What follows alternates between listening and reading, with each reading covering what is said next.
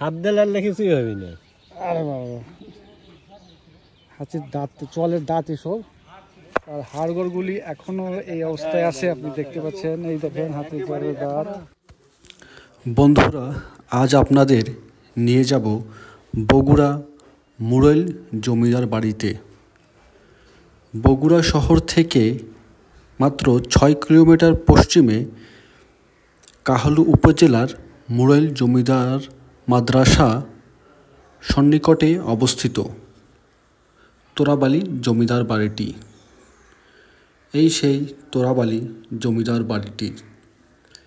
এই তোরাবালি জমিদার বাড়ির মূল আকর্ষণ হলো অচিন গাছ, মৃত হাতির দেহাবশেষ ও ভুতুড়ে জমিদার বাড়ি। এই জমিদার বাড়ির ভিতরের চিত্র দেখলেই আপনারা বুঝতে পারছেন কতটা প্রাচীন এই জমিদার বাড়িটি। তোরাবালি চৌধুরী তিনি ছিলেন সঙ্গীত অনুরাগী ব্যক্তি। প্রায় সব ধরনের বাদ্যযন্ত্রই ছিল তার সংগ্রহশালায় এবং তিনি তা বাজাতেও পারতেন। জমিদার অনেক আগেই তার অস্তিত্ব বিলীন হয়ে গেছে, কিন্তু আজও সন্ধ্যা নেমে এলে এখানে বাদ্যযন্ত্রের শব্দ এখনও শুনতে পায় আশপাশের গ্রামবাসী মানুষরা। তাই সন্ধেবেলা এখানে কেউ আসার সাহস করে না। এটি হয়তো সেই আমলের বৈঠকখানা, যেখানে গান বাজরা আসর জমত। এই দেখুন, আজ কালের বিবর্তনে এই জমিদার বাড়িটি প্রায় ভুতুড়ে হয়ে গেছে। গা ছমছম করে এই জমিদার বাড়িটির ভেতরেই ঢুকলেই। এই সেই জমিদার বাড়ির আরেকটি কক্ষ। এই কক্ষগুলো নকশা অনেক সুন্দর।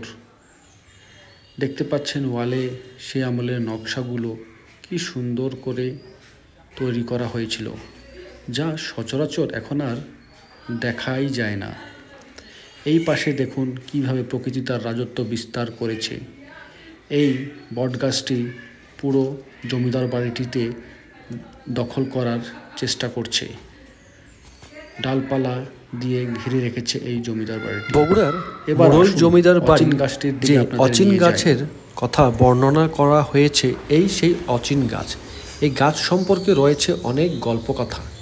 এই গাছটি সে আমলে কাটা হয়েছিল এবং কাটার পরে কুঠুরিরা ভাত খেতে যায়, এসে দেখে গাছটি আবার পূর্বের ন্যায় দাঁড়িয়ে যায়। আসুন এই গাছ সম্পর্কে এই চাচার কাছ থেকে শুনি কিছু ইতিহাস। এই গাছ আমার বাপ দাদার গল্প করে গেছে। জি, এই গাছ কাটিছিল। আচ্ছা, কাটার পরে কাঠে তারা ভাত খাওয়ার গেছে, গাছ দিনকার গাছ সিনকার মানে কাটে পড়েছিল, ওটা আবার আমার জোড়া লাগিয়েছে। লাগে তাদের মুখ দিয়ে রক্ত উঠে কিছুদিন অসুখ হয়ে থাকার পরে সবাই মারা গেছে। ঠিক আছে, এই দাগ উঠে আজকে আসবে, এটা কাটার দাগ। এবার আপনাদের নিয়ে যাই সেই মৃত হাতির দেহাবশেষ দেখানোর জন্য।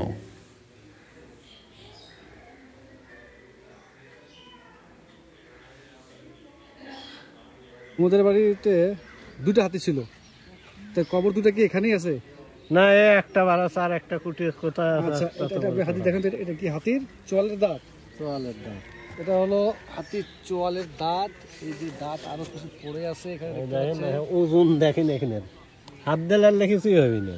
আরে বাবা, হাতির দাঁত, চোয়ালের দাঁত এসব, আর হাড়গোড়গুলি এখনো এই অবস্থায় আছে, আপনি দেখতে পাচ্ছেন। এই দেখেন হাতির চোয়ালের দাঁত।